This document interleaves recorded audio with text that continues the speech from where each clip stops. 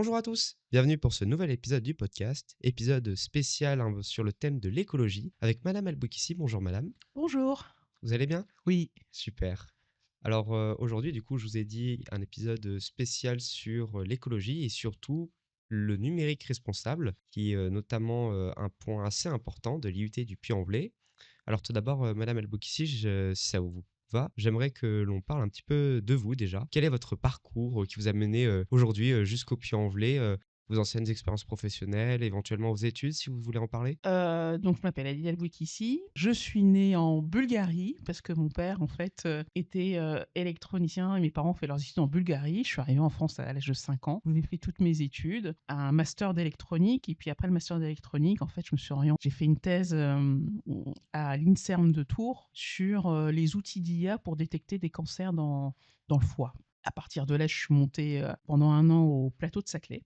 Voilà, où j'ai travaillé 1 an et puis, je suis arrivée au Puy-en-Velay, en 2007 et j'ai passé le concours pour être maître de conférences en informatique, je l'ai eu et j'opère, depuis, en fait, au département informatique graphique de l'IUT du Puy. Très bien. Et ça faisait longtemps que vous avez eu l'envie de devenir professeur? Est-ce que c'était un projet de vie? Est-ce que vous aviez ça en tête en entamant vos études? Ou est-ce que ça s'est fait par le cours des choses? J'y pensais pas, mais avec du recul, ma mère est prof, mon père est prof, donc peut-être que pendant longtemps, j'avais ça en moi, mais je le regardais pas ou je ne le savais pas et puis, en fait, la vie est jalonnée de rencontres et en fait, j'ai eu, des enseignants-chercheurs, des chercheurs tout court qui, m'ont permis de me révéler à moi-même. Donc, je pense à, Christian Barillot à l'INRIA de Rennes, sur la partie recherche. Je pense à Leandro Poursolo, qui était le directeur de l'INSERM de Tours et qui m'a beaucoup, aidée en tant que chef de labo dans mes recherches en échographie, 3D pour les ultrasons. C'était ça le sujet. Je pense à mon directeur de thèse, je pense à Maurice Milgram, mon référent en master qui m'a dit, je me souviens très bien, «Ce serait bien que tu fasses une thèse, tu en as les moyens» et j'arrêtais pas de lui dire: «Mais non, je pense pas» et puis il me disait: «Non, non, si, si, j'ai confiance en toi». Voilà et ça, c'est important. Ok.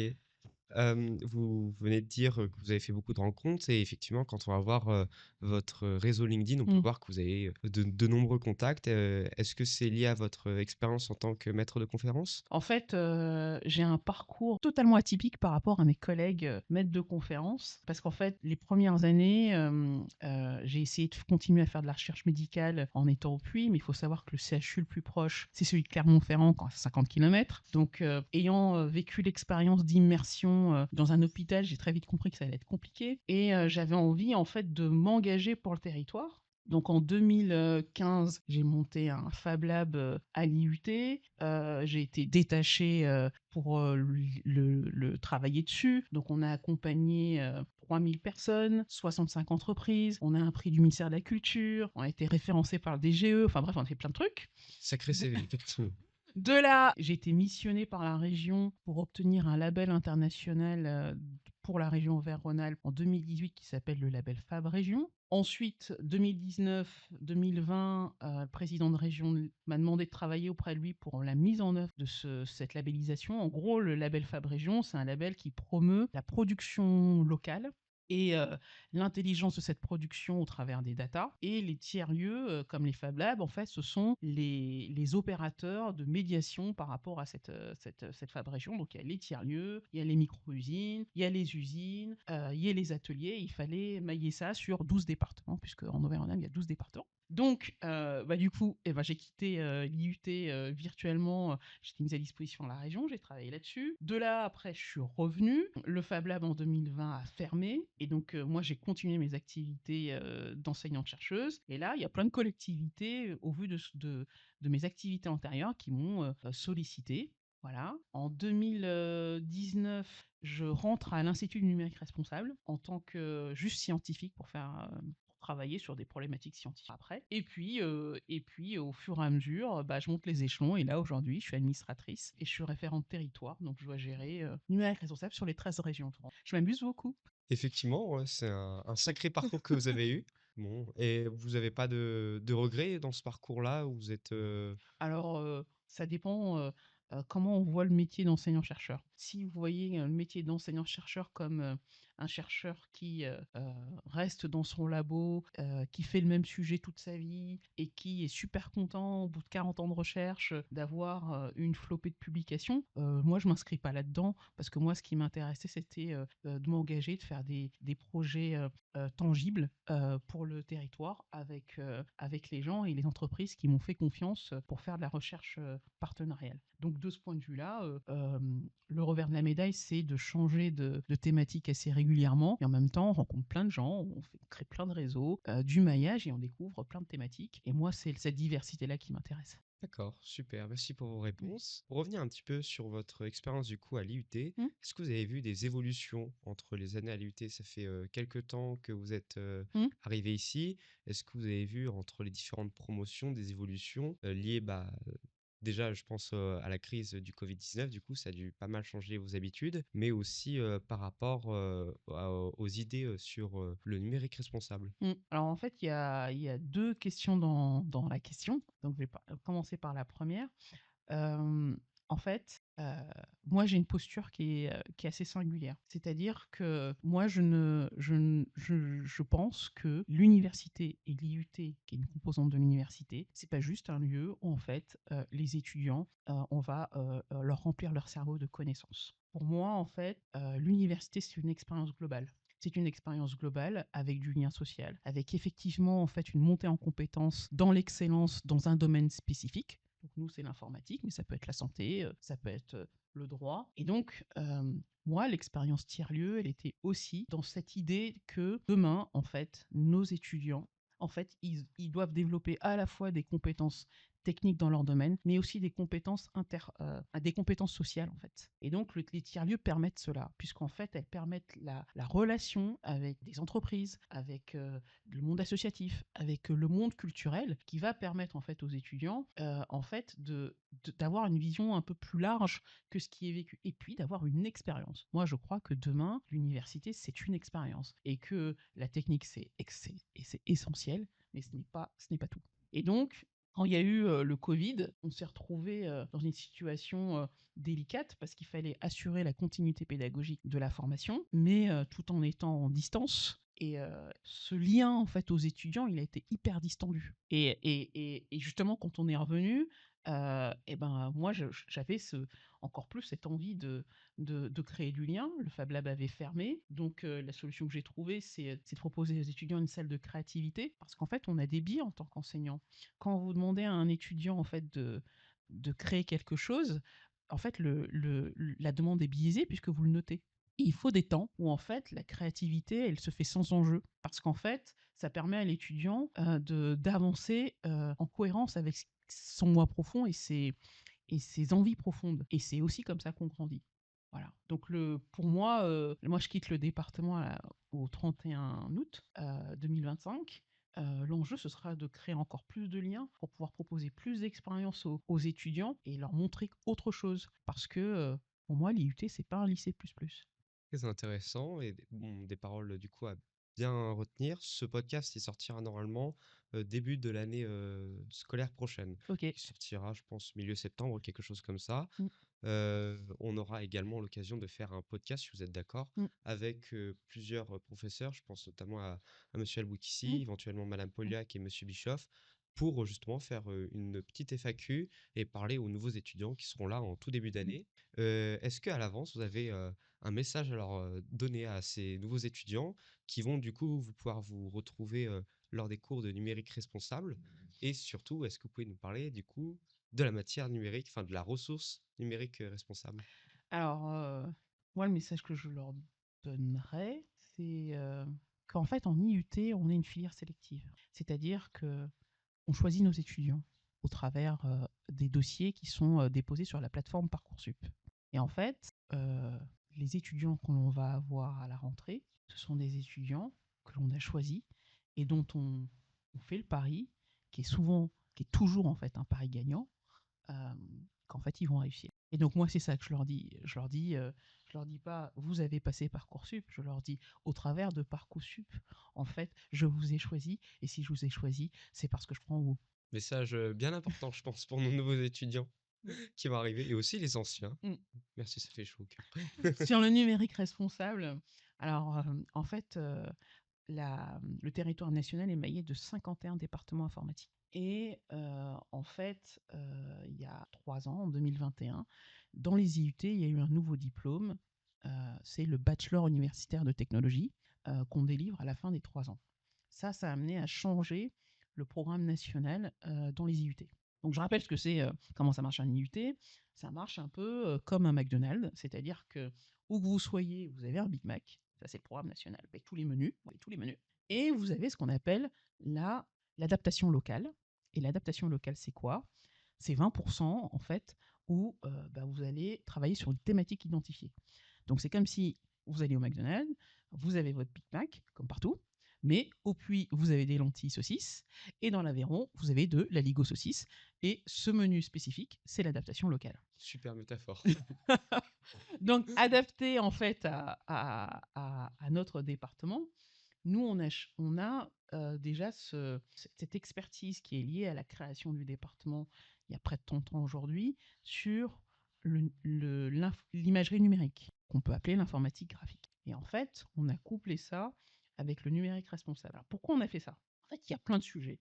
Premier sujet, c'est que le secteur de l'informatique graphique en fait fait sa transition numérique et il faut savoir qu'il est adossé en fait au ministère de la Culture. Pourquoi? Parce que l'industrie du jeu vidéo, c'est d'abord une industrie culturelle. Et donc, depuis 2024, le 1er janvier, il y a une éco-conditionnalité des aides à la création du jeu vidéo. Donc, soit on avait le choix de subir ce schéma-là, soit de l'anticiper. On a choisi de l'anticiper. Mais en PUT, en informatique, en fait, on ne fait pas que de l'informatique graphique, on fait aussi de l'informatique générale. Et en ce sens-là, le numérique responsable, c'était intéressant parce qu'en fait, on pouvait l'adapter à la fois aux cours de web, aux ressources liées au réseau, aux ressources liées euh, au développement mobile. Bref, en fait, on peut apporter un prisme numérique responsable sur en fait toutes les thématiques du diplôme. Au niveau national, il faut savoir que lorsqu'on regarde le programme national, euh, les ressources et le nombre d'heures associées au numérique responsable, c'est autour de 5%. Et dans notre département, on est à 24 en format d'heures. Donc on a, entre guillemets, explosé les stats au niveau national. Et pourquoi on a voulu ça? Pour se dire aussi que il y a d'un côté ces enjeux écologiques et de l'autre côté la pratique numérique. Et on peut relier les deux. Et relier les deux, c'est le numérique responsable. Mais je tiens à dire que c'est pas de l'idéologie. On n'aborde pas le numérique responsable par idéologie en disant faut être écolo. Le sujet n'est pas là. Le sujet, en fait, le numérique responsable, c'est une manière en fait d'appréhender l'informatique au service d'une efficience en fait industrielle. Pourquoi? Parce qu'en fait, tout au long de l'histoire informatique, on a en gros dissocié la ressource numérique du en fait contenant qui est le support, qui peut être un smartphone, une tablette, un PC. Et donc aujourd'hui, les logiciels sont souvent obèses, énergivores, et donc amènent en fait par ce caractère obèse à changer en fait de périphérique numérique. Or, l'impact environnemental du numérique, c'est d'abord l'équipement à hauteur de 79-80% selon en fait les études. Donc allonger la durée de vie des périphériques, et ben en fait, c'est créer d'abord des logiciels qui soient moins obèses. Et il y a des études qui ont montré qu'il y avait une efficience à cela, une réduction en fait de l'empreinte environnementale qui allait plutôt de l'empreinte énergétique, pardon, qui allait entre 15 et 30%, c'est énorme. Et le 30%, ce chiffre-là, il est affiché par EDF. Enfin, on dit Enedis aujourd'hui, mais c'est EDF. Mais vous avez aussi, je vais me rappeler de ce secteur du jeu vidéo, qui est Annecy, ça va me revenir, ça va me revenir. Secteur du jeu vidéo. Annecy. Ouais. Annecy. Ubisoft, non, Voilà, c'est Ubisoft. Voilà. Ubisoft. Voilà. Dans la dernière étude qui a été publiée par un collectif ami qui s'appelle Boavitsa, qui indique aussi en fait des coûts évités. Et ça, c'est hyper important. Donc il y a la question des coûts évités, voilà, du coup des économies. Il y a la question de l'allongement de la durée des périphériques. Si on allonge la durée de vie des périphériques, on achète moins. Voilà.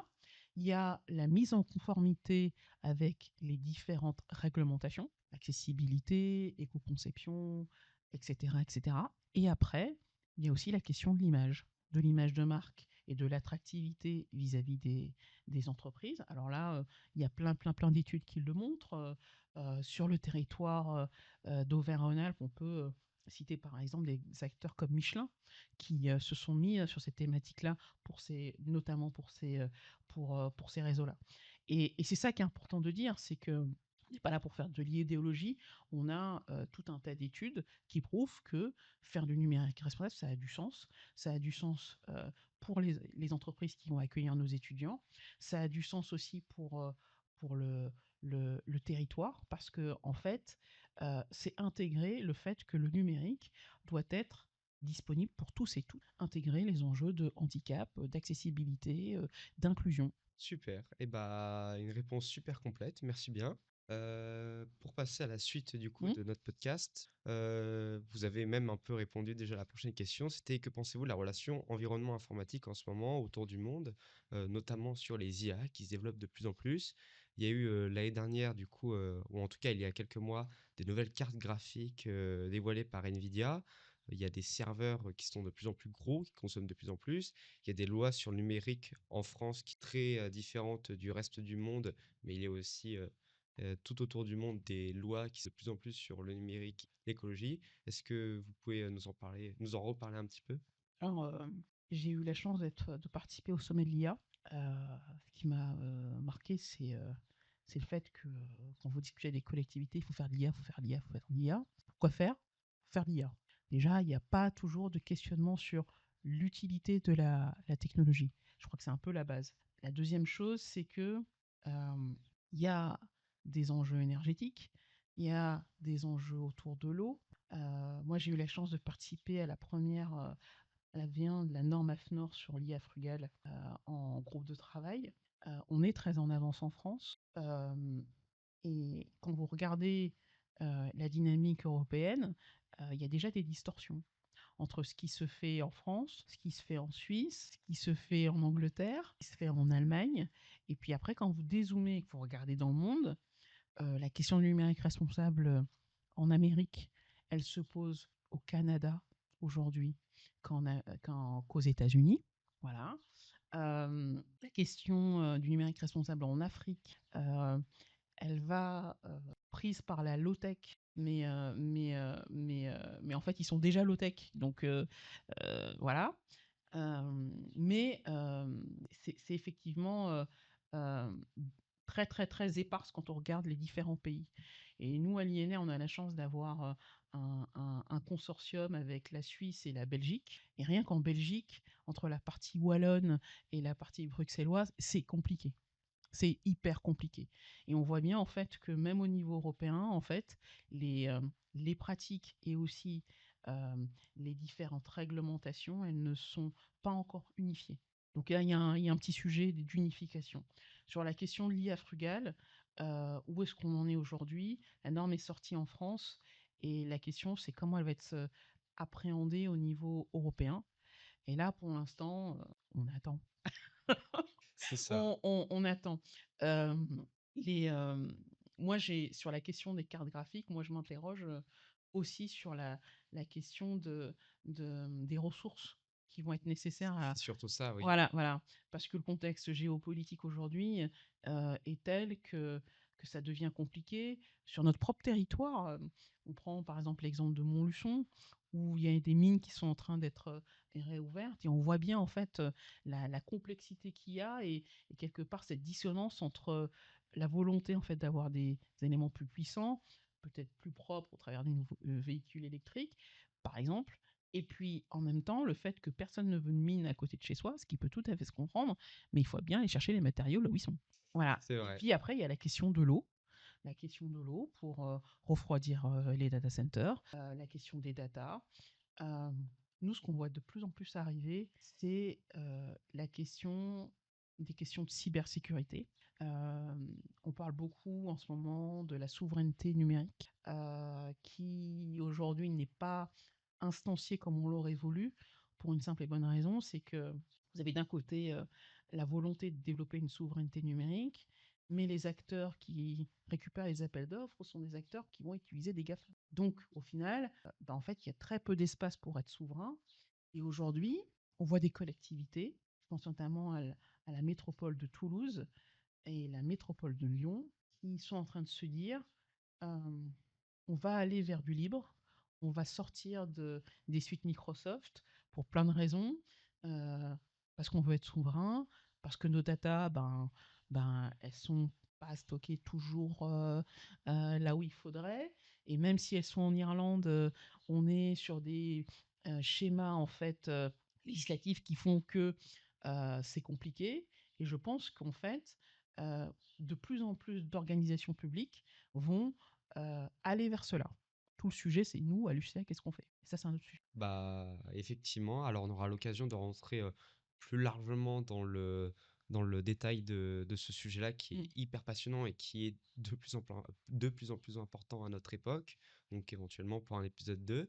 Est-ce que vous pouvez nous parler de la pratique du numérique responsable? On vient de voir avec tout ce qu'on a dit que c'était hyper important, etc. Mais à quel point ce sera efficace? Comment est-ce que dans l'avenir, on arrivera à limiter l'impact écologique pardon, du numérique sur l'environnement? Vous parliez tout à l'heure que 70% de la population, de la pollution pardon, liée au numérique, c'était lié à l'équipement, c'est bien Mm, ça? mm. Et donc, justement, qu'est-ce que nous, ce qu'on apprend là aujourd'hui en cours, point ça pourrait être utile? On se doute bien que le plus gros de la pollution, ça vient des ultra-entreprises, des usines partout dans le monde. Mais est-ce que nous, à notre échelle, en tant que développeurs indépendants, on peut échanger quelque chose? Et est-ce que plus tard, en tant que futur développeur dans ces grandes boîtes, dans ces grandes entreprises, on pourra encore échanger quelque chose? Alors, déjà, l'empreinte environnementale du numérique, elle augmente. Elle était à 2,5% en 2019, elle est montée à 4. Voilà, ça c'est une première chose. La deuxième chose, c'est comment nous on appréhende le numérique responsable dans le département et comment après effectivement les développeurs, une fois insérés dans une entreprise, peuvent continuer en fait à développer ces pratiques. Donc déjà au niveau du département, on a une approche euh, ascendante, c'est-à-dire que la première année, on développe les bases et on repositionne en fait le numérique responsable dans un schéma plus global, avec notamment la fresque du numérique, l'atelier d'automne en deuxième année. Et ensuite, on va aller vers des éléments plus spécifiques. Par exemple, en troisième année, il y a des interventions sur la question du jeu vidéo, il y a des interventions sur les référentiels d'éco-conception et la manière dont on peut auditer des sites web et comment on fait, etc. etc. Donc on y va de manière graduelle parce que c'est important. Ensuite, il y a dans le numérique responsable, il s'inscrit dans ce qu'on appelle la responsabilité numérique des entreprises. Donc, en gros, il y a le faire savoir et le savoir-faire. Donc, il y a un vrai sujet. Là, j'ai parlé du savoir-faire, mais il y a aussi le faire savoir. La question du droit, il y a la question de l'éthique, il y a la question de la communication. Il y a plein de sujets par rapport à ça. Notre point de vue, il est aussi de dire que à partir du moment où les étudiants sont sensibilisés à ça et savent comment opérer, connaissent les référentiels et sont sensibilisés aux enjeux, lorsqu'ils vont en fait entrer en entreprise, ils vont être des ambassadeurs, des catalyseurs qui vont en fait permettre aussi à l'entreprise d'avoir, qui va les accueillir, des bons réflexes. Et ça, c'est important parce qu'en fait, ils vont y penser. Parfois même suggérer des choses en fait à leurs référents. Et de ce point de vue-là, c'est plutôt bien. Si maintenant on regarde sur les différentes régions, nous, en région, en semi-région Auvergne-Rhône-Alpes, donc sur la partie auvergnate, euh, aujourd'hui, il y a un déficit à ce niveau-là, au niveau des entreprises. Et donc, l'un des, comment dire, trous de souris pour pouvoir en fait intégrer le sujet, c'est en fait de passer par les étudiants et la formation. Et on voit bien que ça marche. Après, le numérique, ça, c'est un schéma ou un dispositif d'amélioration continue. Et c'est vrai que l'un des écueils, c'est aussi de se dire, bah en fait, si j'ai un chef d'entreprise ou un référent de service qui est contre, ça va être un peu compliqué d'opérer. Ça, je suis complètement d'accord. Mais je pense que on peut convaincre les gens sur la base de l'efficience justement industrielle et pas sur des postures dogmatiques. Mm. Super. Eh ben, merci beaucoup. On Mm. va donc commencer un peu à entamer ce sujet. Encore une fois, Chers auditeurs, si ça vous intéresse, ce sujet, n'hésitez pas à nous laisser un petit commentaire sur la plateforme sur laquelle vous écoutez ce podcast ou à nous envoyer un mail ou même à venir nous voir en vrai. On en sera toujours très intéressé à vos retours. Donc, peut-être pour un épisode 2, madame, si Mmh, éventuellement vous êtes d'accord pour en refaire un. mmh, Je vous propose désormais de passer à notre rubrique suivante, mmh, un petit jeu. mmh, Donc, je vous ai préparé un petit question pour un champion mmh, autour du numérique responsable avec mmh. quelques questions. Donc, chers auditeurs, je vous invite à côté à la maison, encore une fois, à essayer de vous entraîner en même temps que nous pour ce petit jeu. Alors, vous avez donc 1, 2, 3, 4, 5, 6 questions. Première question, quelles sont les IA les plus efficaces au sens de la consommation? Quelles sont les IA qui consomment le moins? Eh ben, ça dépend. En fait, ça dépend parce que, dans la consommation, vous devez intégrer le cycle de vie et la question c'est, est-ce que ce sont, dans la consommation, il y a la consommation de l'entraînement et la consommation de l'inférence. Donc, ça dépend en fait des modèles, mais, je dirais IA générative.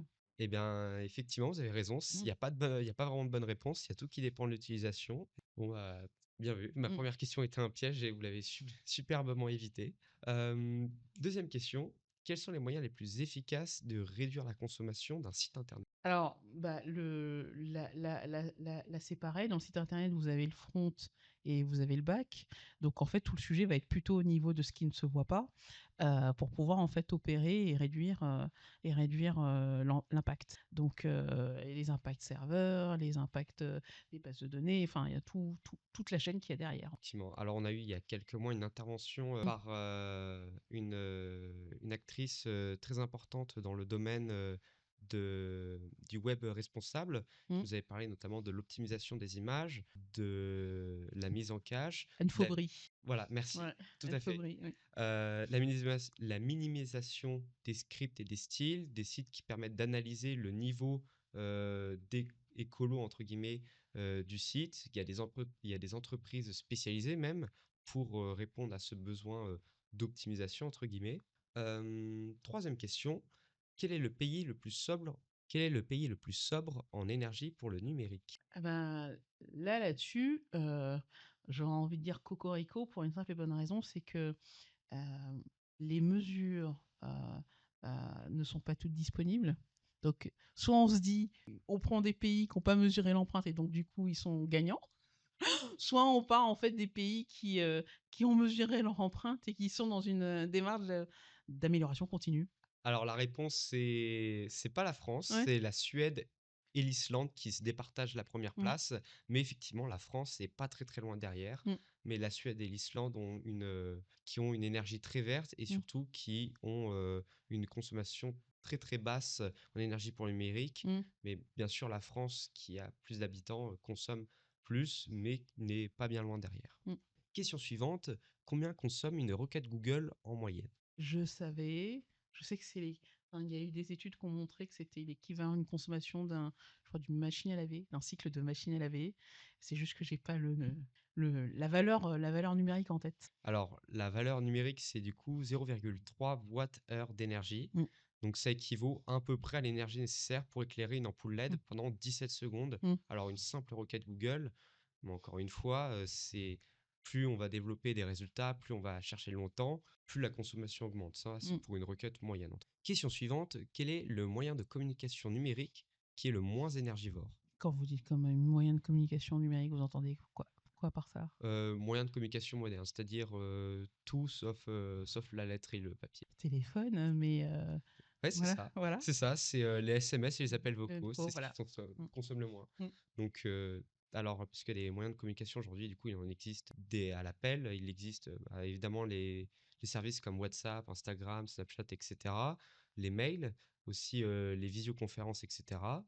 Puis voilà, donc c'était juste pour, pour comparer, non mais c'est cool, c'est trop cool. et dernière petite question avant qu'on passe à notre, dernier point de ce podcast. Est-ce que vous pouvez nous parler de la définition de la loi de Moore? Mmh. En fait, alors il y a 2 choses. Il y a la loi de Moore et il y a, ce que mon collègue, Tristan Nitto a développé qui est le e-room, qui est la loi de Moore mais inversée. Voilà, il y a deux trucs. En fait, la loi de Moore, elle stipule en fait que, partie sur en fait Moore était, un ingénieur qui travaillait au niveau dans l'industrie des cartes a fait une loi qui aujourd'hui est bien considérée comme empirique et qui indiquait que tous les ans ou tous les 18 mois, en fait, il y avait une augmentation de la puissance des cartes. Sauf que aujourd'hui, avec l'organisation architecturale des cartes, les puissances de calcul, et on peut pas non plus réduire les cartes jusqu'à l'infini. La loi, elle est obsolète. Et puis, il y a un autre sujet qui est que euh, il y a derrière cela, en tout cas c'est l'analyse de Tristan Ito, cette idée que cette loi elle pousse à la consommation.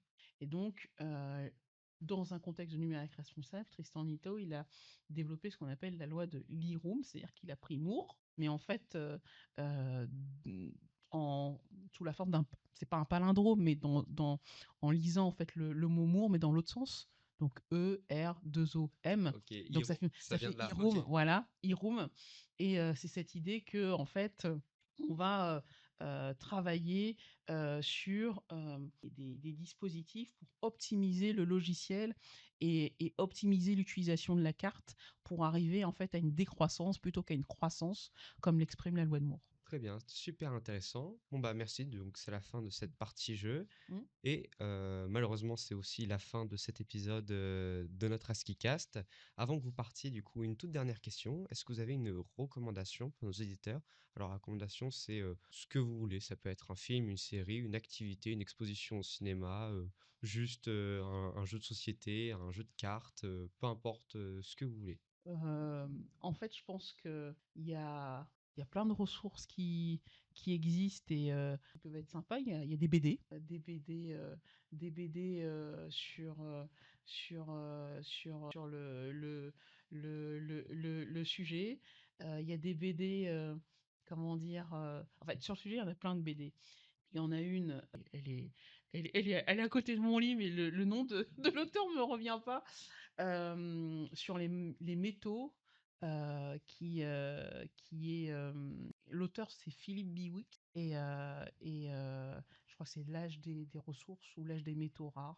Cette BD, elle est vachement bien. Et il y a aussi la BD de Jean-Marc Jancovici, qui est hyper rigolote. Je regarde s'il y a des films qui seraient intéressants d'anticipation. Je réfléchis. Il n'y a pas longtemps, j'ai regardé de nouveau Heure et j'ai trouvé que c'est quand même, comment dire, même si c'est un vieux film, c'est un film qui mérite d'être revu, tant en fait il est en résonance avec ce qui se passe aujourd'hui et par rapport aux IA. Voilà. Il y a un film que j'ai vu sur la plateforme Apple qui parlait de l'histoire de Tetris. Pourquoi pas? Et qui était hyper intéressante parce qu'en fait, il y avait à la fois ce lien entre le développeur et puis le porteur d'affaires dans un contexte de tension russo-américaine comme aujourd'hui. Donc ça, c'était assez intéressant. Après, il y a des ressources de jeu. Moi, troisième année, cette année, j'ai proposé la bataille de l'IA et j'ai fait une session de bataille de l'IA en dehors de l'IUT. C'était plutôt cool. Et puis voilà. Très bien. Et bon, bah, de super ressources à aller voir, à aller consulter. Merci encore d'avoir accepté cette De interview. rien. Chers auditeurs, on se retrouve très bientôt, je l'espère, pour encore plus de podcasts super intéressants comme celui-ci. Je vous souhaite une excellente journée ou une très bonne soirée et je vous dis à bientôt. À bientôt.